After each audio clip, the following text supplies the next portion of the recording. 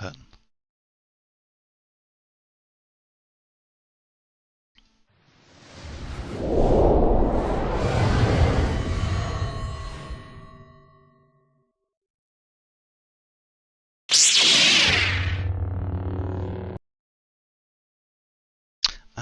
Satan, ja.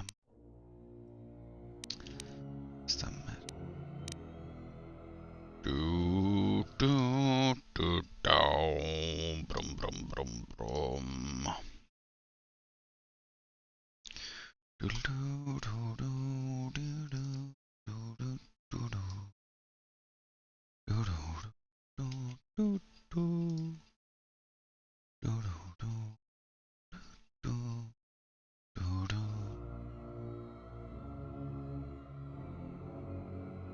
Sånn, for eksempel.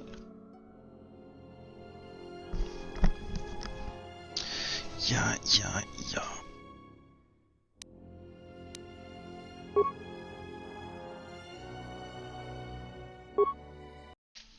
Se hva var det jeg drev med her da. Ja, jeg skal stikke i denne fyren her. Ja, men det gjorde jeg jo i går.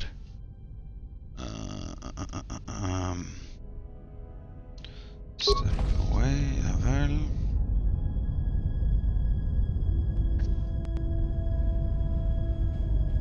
Ja vel.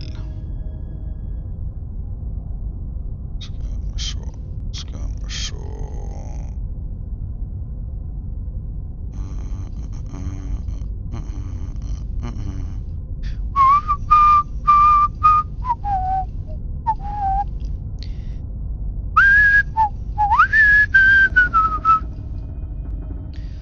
vi se. Ja, det er greit. Nå driver jeg bare og kuker med selvfølgelig 1000 andre ting. Se her.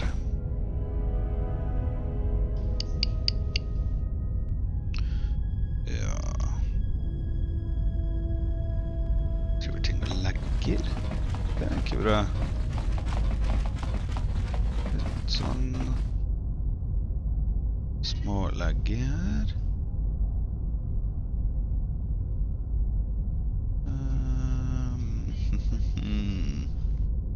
Får se om det går seg til etter hvert da.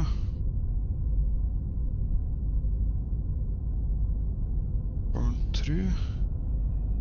Oi, satan, hva er det for noe?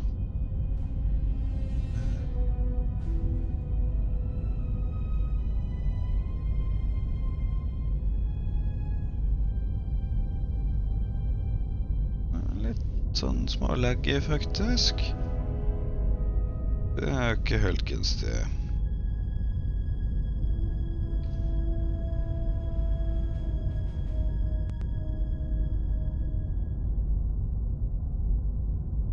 Greit.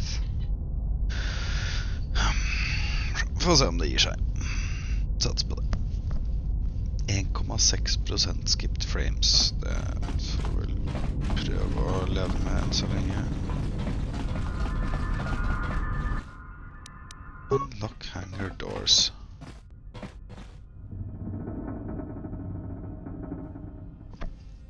Ja, da skal da vel det være gjort.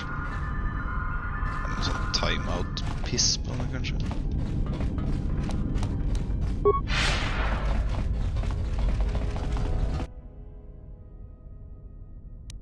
Se her, ja!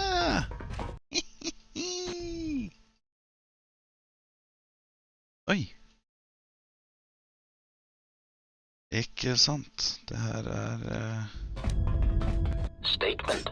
We have arrived too late. The target has evaded us. We must pursue it. Observation. They have likely escaped aboard the orbital shuttle that has been docked here. The bay control computer likely will have a record of their departure. Query. Have you discovered anything about the shuttle's course?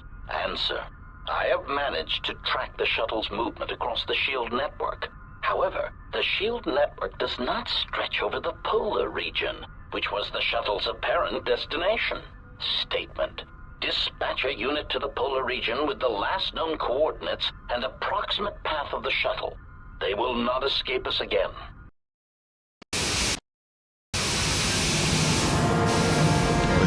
Oi, video. Tøft.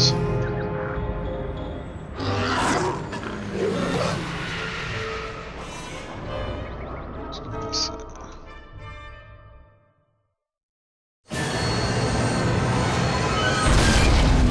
Satan. Det var der noe av det.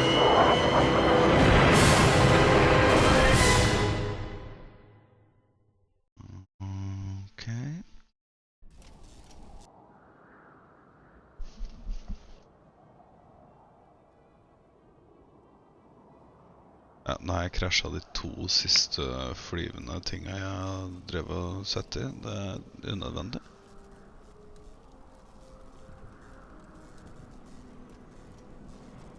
Opp og stå nå for.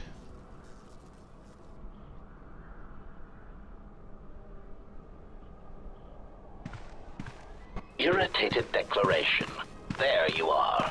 It has been extremely difficult to track you down, Jedi.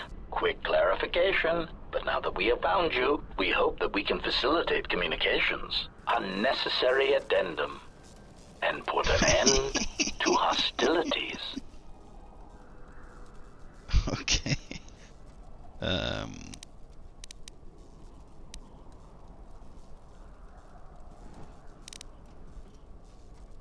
Unnecessary clarification. We merely wish to cripple your vessel. Once we tracked your coordinates, we were able to deploy several droids in this location. Probing query. We are, however, curious as to why you chose to come to the remnants of the polar Telos irrigation system. There is nothing here that our instruments can detect. Ja, men hvem det da? But we are looking forward to extracting your motives for coming here when we place you in torture restraints. Ja. Self-evident answer. Wherever you try to run, we will be there, armed and ready. Rhetorical query. So the query you have posed to us is one we put to you. What are you doing here, we wonder?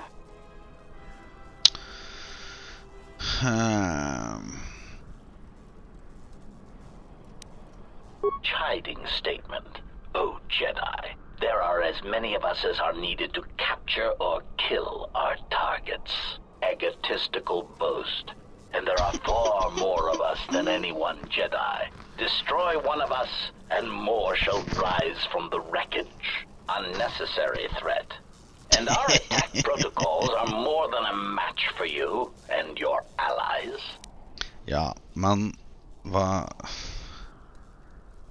Ja, det er jo tydeligvis ikke noe mulighet til å komme seg unna uten å drive og hæle dem, så...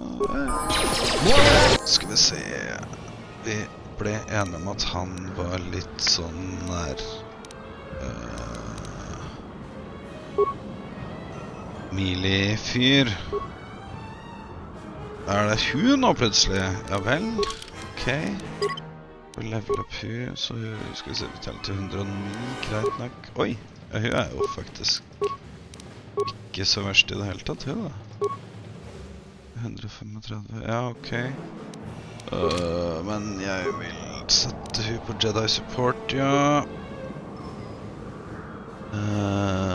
K50, ja, men jeg tror dette egentlig skal gå ganske greit, det.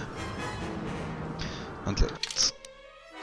Kanskje 310 pluss 16 på høyre. Ja, ikke sant? 618 pluss 13. Ja. Vi ser oss nå går. Vi kan få tatt på et lite skjold da. What is it?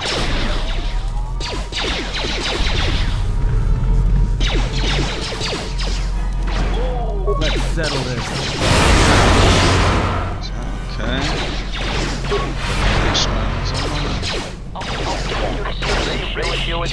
Oi, satan! Satan!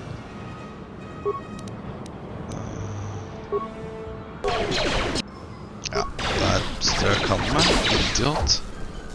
Skal du gå der igjen, nede der også? Oi, ja, se der ja, for hun healer meg selvfølgelig, nice. Men du må gjøre litt sånn, og så må du gjøre litt sånn, tenker jeg. Okay. This shall not stop us for long. Yes, sweet. Sweet-ish. Let us end this. Oi, satans beller. Ja, ikke sant, der strøk hun med. Time to even the odds. More where that came from. Crap. Ja. Slutt sånn. Ha her nå. Drep han. Time to take you down to Pikk.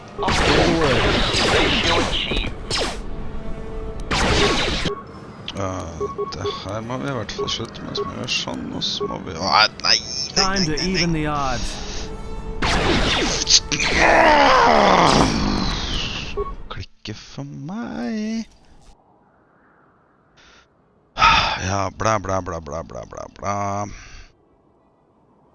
Alt det her så jeg i sted, de sier jo ikke noe fornuftig, jeg er bare survet og useil og kje, så... Ok, greit. Ja.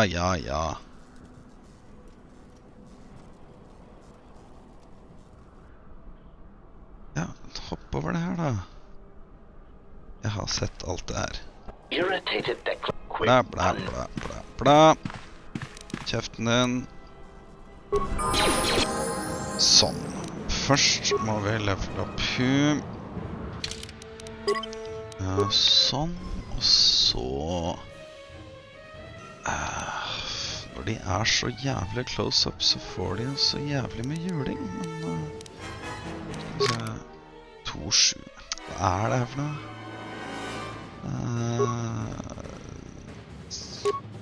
1-8-12, kanskje?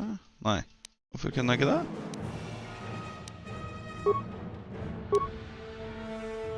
Left hand is unavailable for two-handed weapons. Hvorfor det? Ja, kuttet. Skal vi se her. Da må vi se hva hun har av feeds da. Flurry, ok. That's it, liksom. Blaster pistol. Oi, satan. Yes. Da blir det litt pause, for jeg må gå og bake brød. Hei.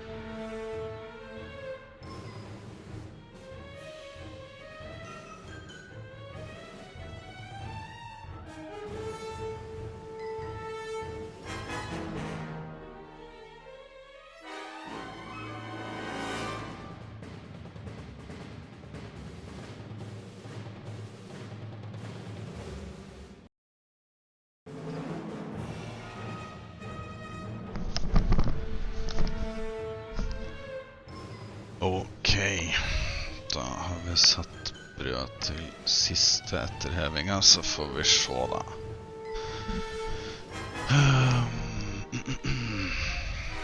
Ok. Response Dex, ja, kan jo alltid ha den. Gammarine. Fiscal, ja, kanskje vi skal prøve den?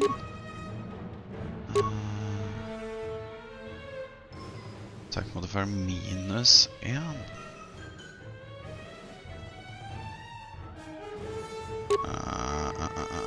Nei. Awareness of Dex.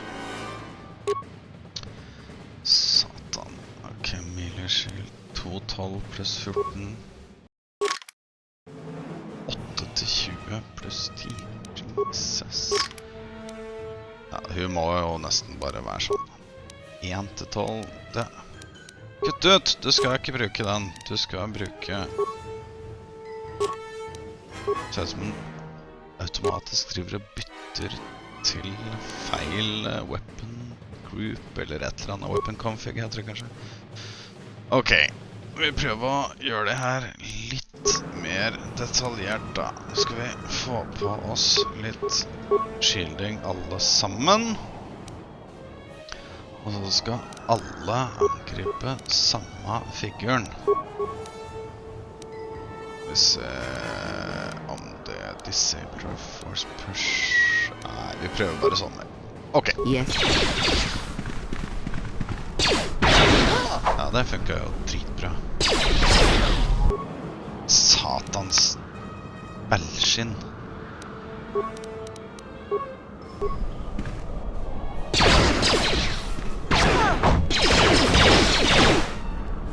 Men hvorfor i helvete har ikke du...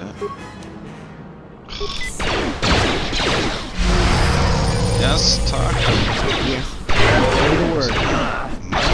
Skal man bli på han. Yes, det ser fint ut. Takk.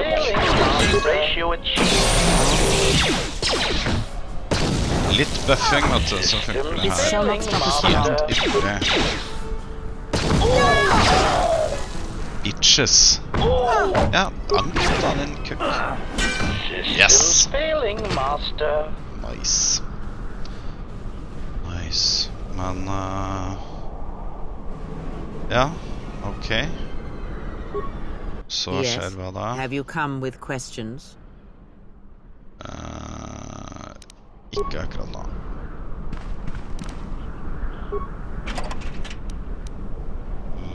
Lockout bypass, ok.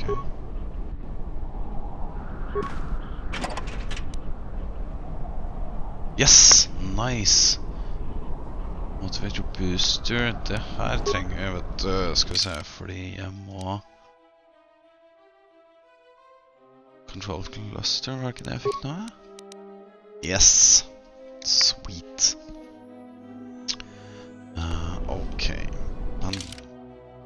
Ja, her er det jo åpenbart bare å løpe som en idiot og se hva jeg finner.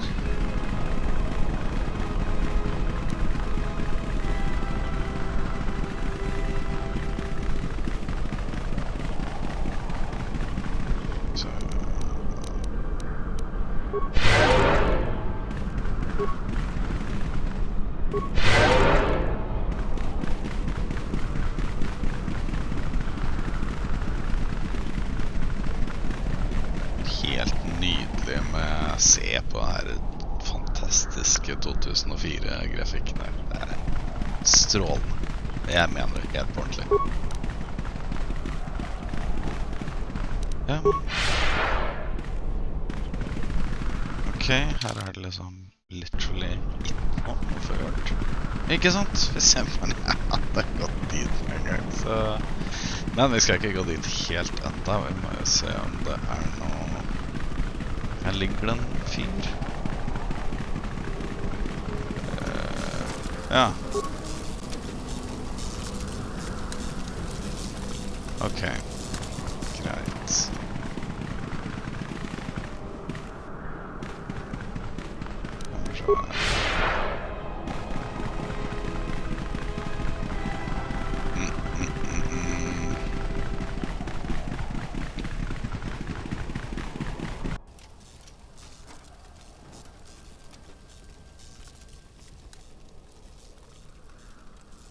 Nei, men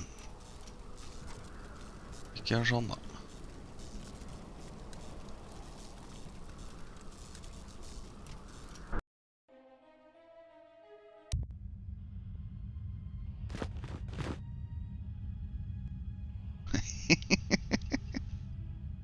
Lay down your weapons, and you shall not be harmed. I will not warn you again. Drop your weapons, or we shall take them from you. Do as they say. I sense people come to no harm.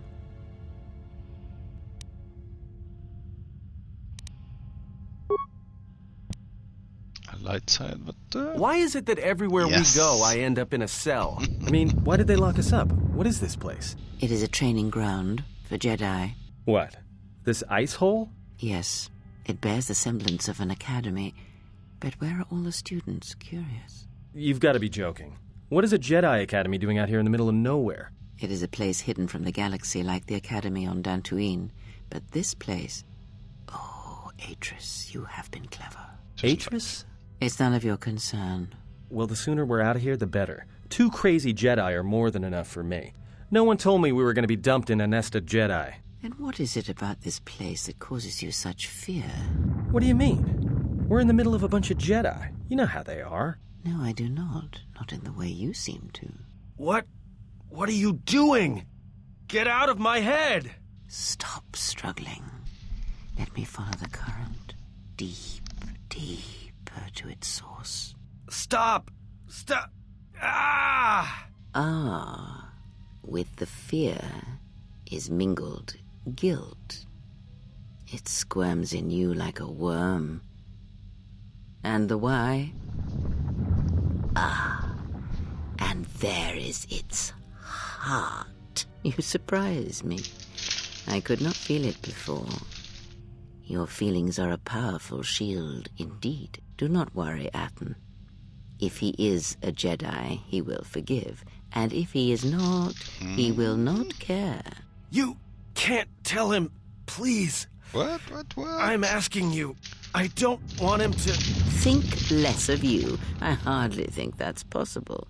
Still, there is no shame in what you ask. We all wage war with the past, and it leaves its scars. I will not speak of yours, Atten, but there is a price for such things. What? What price? There are those who wage war and those who follow them. You are a crude thing, murderer, but you have your uses. You know how important this man we travel with is. Even one such as you can feel it. You will serve him until I release you. And if I refuse? You will not. If you do, then my silence will be broken. And then, Atten, you will be broken. You fear the Jedi, and rightly so. If Atris learns of your choices, you will never leave this place. But whatever fear you hold of the Jedi, know that if you disobey me, that my punishment will make you beg for the death that has long hounded you. Wipe the fear from your mind. You will not find blind obedience a difficult master. You chose it once. You will learn to embrace it again. I don't know how you became such a manipulative witch, but why a vicious old scow like yourself would even bother with me is a bigger mystery. No game of Dajaric can be won without pawns, and this may prove to be a very long game. You are a slippery one. Your thoughts difficult for even one such as I to read. I suspect the self-loathing that squirms within you gives you a curious strength. Your spirit, as diseased as it is, refuses to allow you to give up, no matter what threats you face and whatever wreckage you leave behind you. I feel you've crossed our path for a reason. Perhaps even you, at the right moment, may be able to turn aside disaster. If so, your potential is not yet spent. Fine. I'll be your pawn. But I still think you've got the wrong man. Perhaps. But someone has to fly the ship, and the Force is a hard thing to predict. You have crossed our path for a reason. Our path brought us here for a reason. And now I know why. The past is here, and it must be met before the future can be set in motion. More Jedi speak. Care to explain? No. I've wasted enough time with you. Sleep, murderer, and be silent. I need no distractions. A critical moment approaches.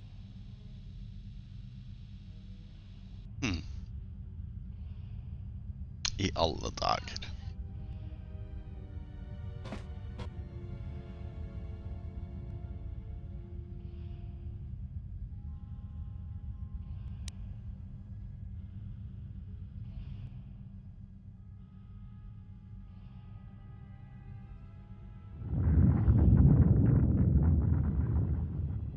I did not expect to see you again after the day of your sentencing. I thought you had taken the what? exile's path, wandering the galaxy. Yet you have returned. Why?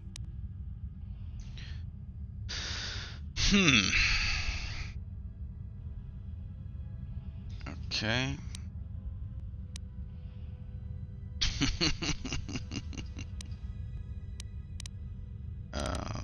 Ja, jeg vet ikke hvem hun engang. Your concern is noted. Your friends have not been harmed. They have been detained for their safety. I find it unusual that you are travelling with others again. I had thought you had forsaken the company of others after the war.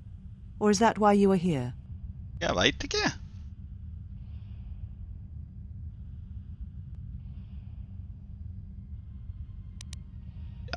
Your ship?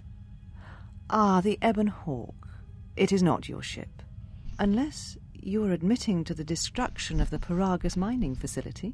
Ja, det kan hende at jeg gjorde det.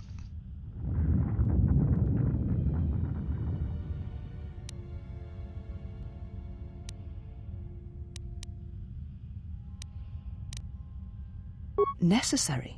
The destruction of Paragus was necessary? You have not changed. Acting instead of thinking, putting yourself before the galaxy, before the Jedi. Do you know what you have done? Ja, det fint om du gjør det, for jeg ikke peiling. Without the fuel from Paragus, Citadel Station cannot maintain its orbit. It will crash into the planet and its destruction will echo across 20 other worlds. Telos was a test to see if the Republic could mount a restoration effort on the Outer Rim. When it fails, the Republic will not finance another. The other Rim worlds devastated by the Sith will remain graveyard worlds, devoid of life. And that is the magnitude of your crime. Ja, det var jo litt kjett. So you still hold to your flawed convictions. If you think to anger me, you are wrong. How is it that you are not content to confine your ruin to yourself? You must spread it to others wherever you go. Ruin yourself with your actions if you will, but when your actions bring harm to others, then you must answer for it. Ja, det jo litt The underlig. Sith? What do you mean?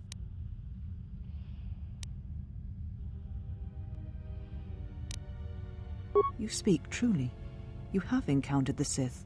I can feel the scars on you. And you encountered them on Paragus. But what would they want there? They can't have been looking for you.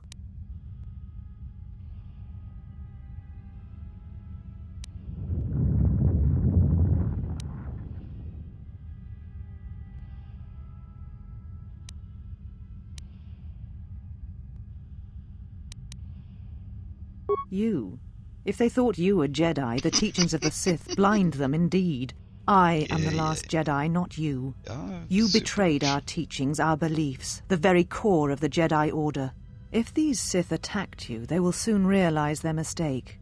And if you escaped, they most likely let you go to see if you would lead them here.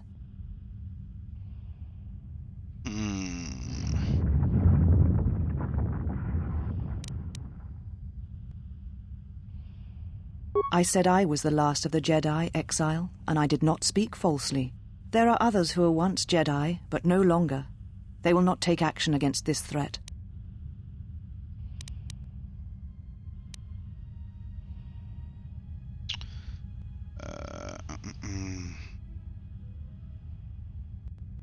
Ja, vi skal selvfølgelig være med. You offer your aid after turning your back on me, on the Council. The Jedi is not something you embrace out of fear. The commitment is stronger than that, something you never seem to understand.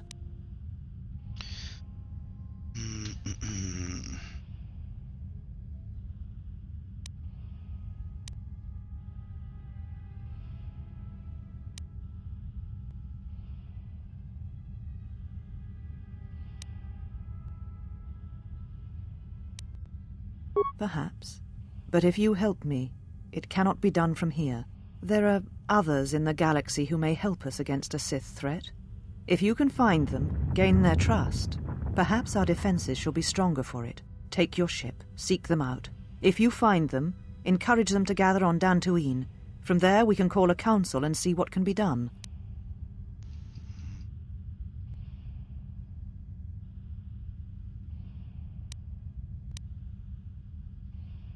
You shall find them north of here, in one of the old irrigation chambers. They have not been harmed. They are free to leave as well. Yet here you are, and you bring tragedy with you Begynn å once again. grine, da. It was too much to hope that you may have come here to finally admit the council was right. Yes, takk. Why?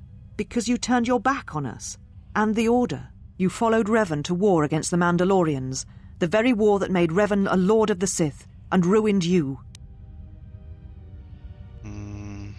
Okay.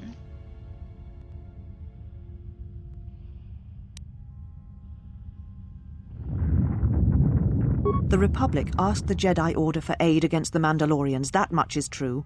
Yet that aid did not mean rushing into battle, giving in to aggression, your hate, your passions. You sought adventure, you hungered for battle, you could not wait to follow Revan to war. The Jedi Order asked only for time to examine the Mandalorian threat. They urged caution, patience, and you defied them. So when you returned, you were brought before us. You were a Jedi no longer, and so you were exiled. Okay.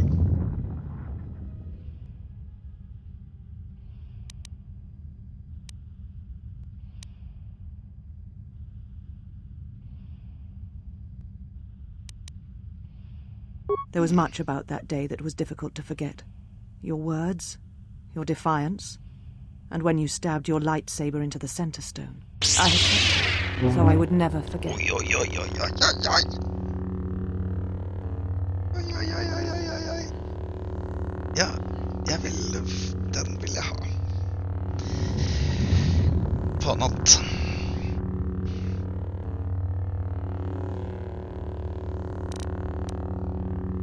I have always kept it, as a reminder of what can happen when your passions dictate your actions. I have kept it, so I would never forget your arrogance or your insult to the Order.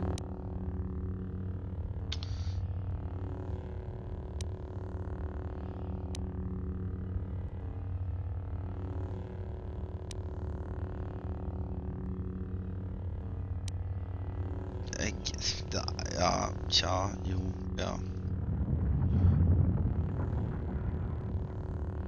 Become a Jedi again?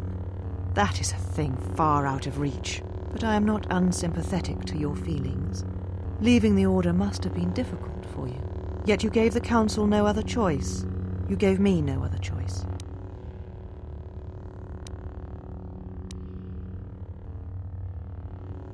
So your choice was to meet the aggression of the Mandalorians with more aggression. That is not the Jedi way.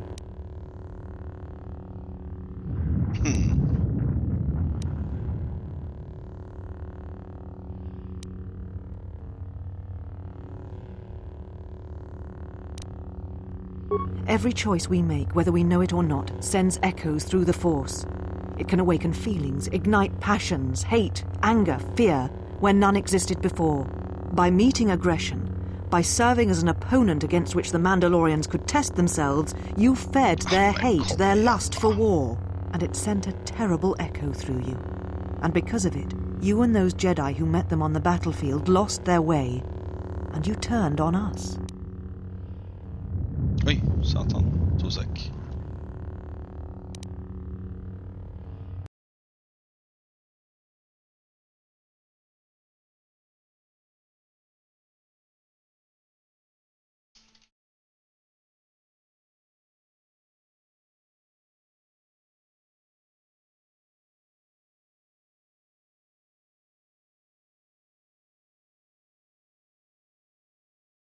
Ska vi se, jag må bara fixa en till.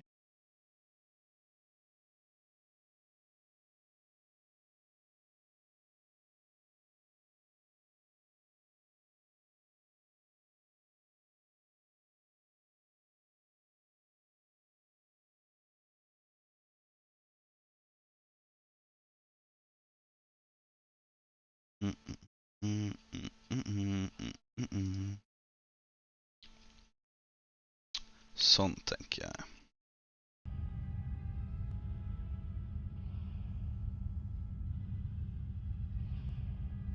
Nej, det blev ju bara tull. Äntligen hade jag bara kuker till ting här.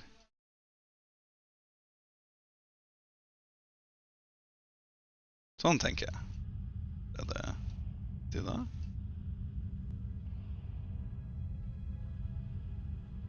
Ja, sånn ish. Arn!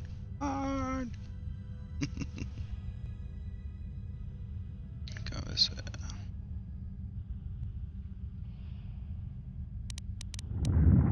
Of course I was. But the Jedi teachings require we examine how we may best help them. Action without reflection is not our way.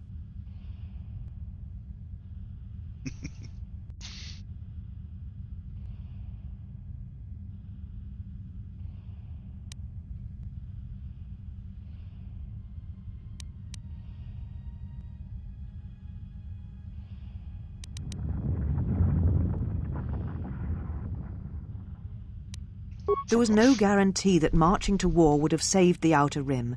In fact, quite the opposite.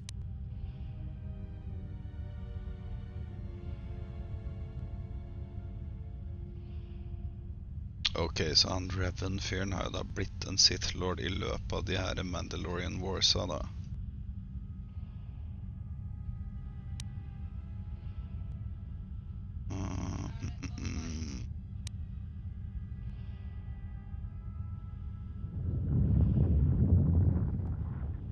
Ja, så han Revan-fyren vant da tydeligvis. Det her er jo ting jeg både som fyr og som karakter ikke husker noen ting av.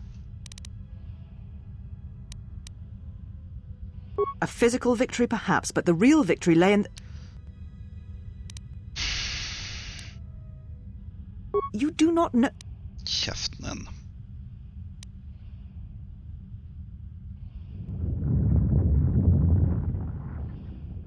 How dare you? The Mandalorian Wars should have been your grave, and Malachor 5 is where you should have died. What? What do you mean?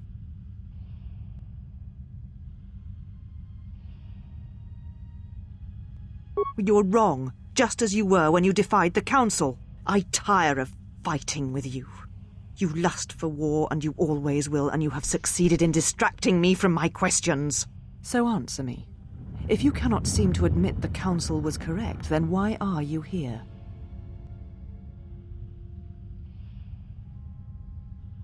Your ship? Ja, the det har vi Ebon allerede Hawk. hørt da. It is not your ship.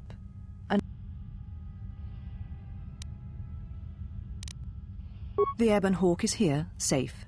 Its records and navicomputer are being dissected to determine what caused the destruction of the Paragus facility.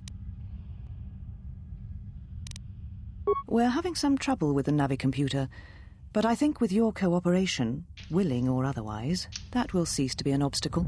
If it is your ship, perhaps I should be questioning you as to what happened, and why you destroyed the facility and murdered all the miners stationed there.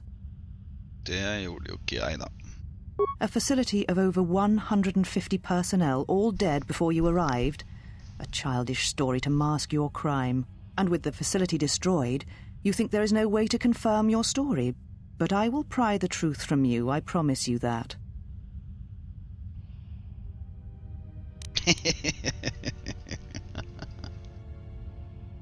Ja, jeg er ikke helt sikker på om det strengt at det er mitt heller da. Så det... Men, okay. An accident. Something beyond your control. You have not changed. Acting instead of... Do you know what...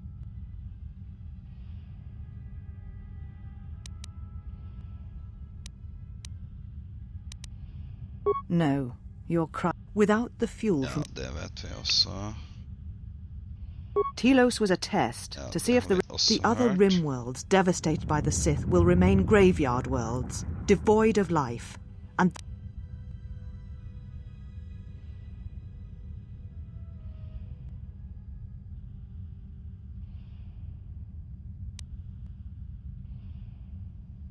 how is it that you are not content to confine your ruin to yourself? You must spread it. Ruin yourself with your actions if you will. But when your actions bring harm to others, then you must answer for it.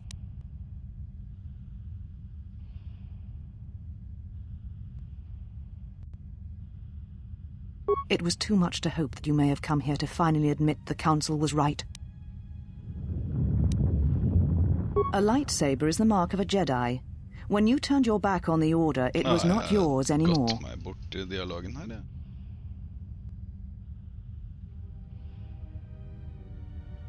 You do not wish to fight for it. You surprise me. If you do not wish to fight, then answer my questions. What happened at Paragus? Det har jeg sagt allerede. Ah, an accident. You have not changed. Bla, Do bla, you know? bla, bla. Without the fuel... Ja, men kjære vakre vene da. Telos was the other Rimworld.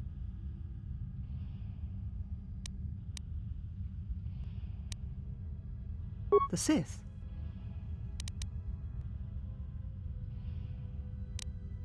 You speak truly. And you encountered them on Paragus. But what would they want there? They can't have been looking for... Her.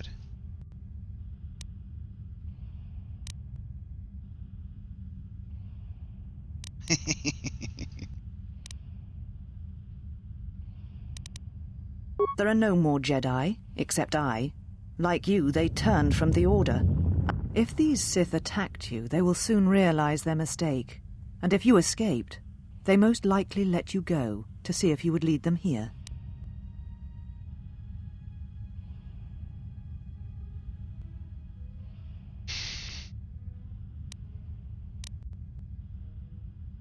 Whatever force they can bring to bear, it will matter not.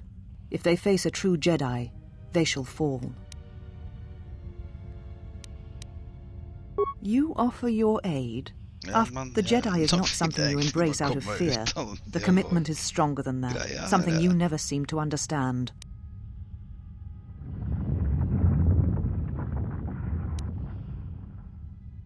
Perhaps. But if you help me, it cannot be done from here. There are others in the galaxy who may help us against a Sith threat. Take your ship, seek them out.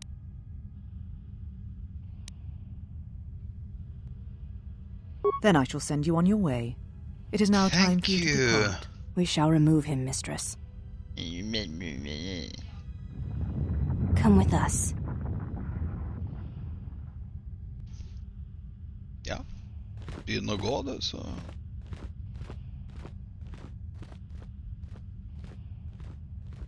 Are you all right, mistress? The exile brought up feelings best left forgotten. Forgive me, mistress, but I must ask. The exile, I've never seen another affect you so strongly. Did you care for him once? The Jedi have no such attachments. As always, he will do as he wills. And the galaxy, and the feelings of others, can burn for all he cares. The day we judged him, I stood in the chamber and he was so right. He was so certain of it, I doubted myself. He chose Revan over the Jedi, over the Council, over... But now I am tired. I must meditate. Of course, mistress. I will tell the others you are not to be disturbed. And please, do not exhaust yourself. We can attend to matters here.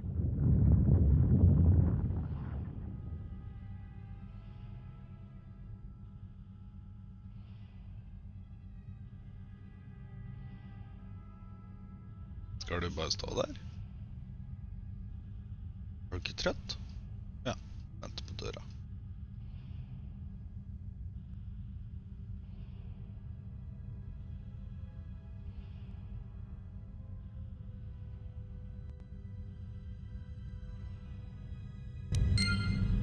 Se her, ja. Nice. Ok. Journal.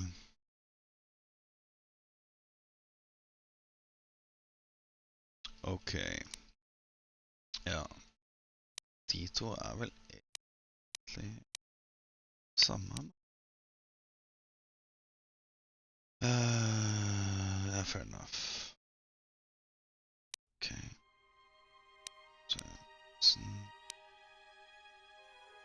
Ok. Står du her og glor? Why have you approached me? Jeg er sulten. Your ship is stored in the hangar. Atris has given you permission. You will find them in the main irrigation channel room. The particle emitters there that once governed the flow of water to Telos can double as force cages. It is not part of my duties. Free them yourself. Then you must leave this place.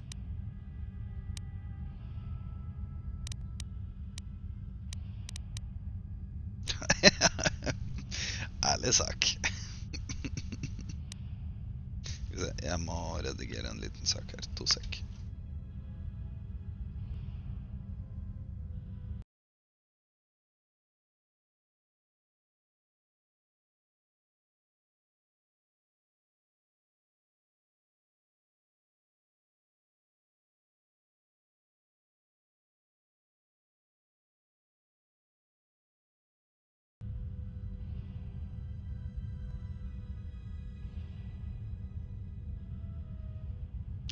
Ja, det fikk jeg ikke redigert nå, så det får jeg gjøre en annen gang.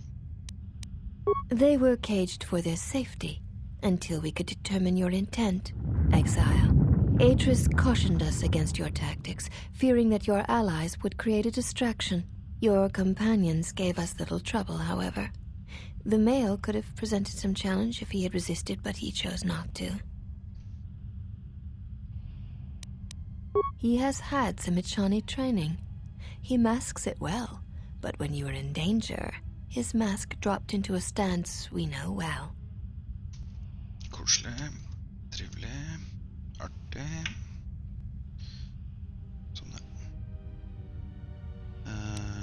I do not know. The Echani forms are known to be taught to military special forces throughout the galaxy. If the source is a mystery to you, perhaps you should ask him. It would be wise to know those you travel with. Ja. You may ask. We share the same father, and we all bear the face of our mother. It is not unusual for the Echani of the same parents to be born so as to be indistinguishable to outsiders. As I have said, it is not unusual for the Echani of the same parents to be born so as to be indistinguishable to outsiders. If you seek to raise anger in me, you will fail, exile. I tolerate your presence only upon orders of the mistress. She did not order me to endure your questions. Right. Boring conversation anyway. Chewie, we're gonna have company. Så.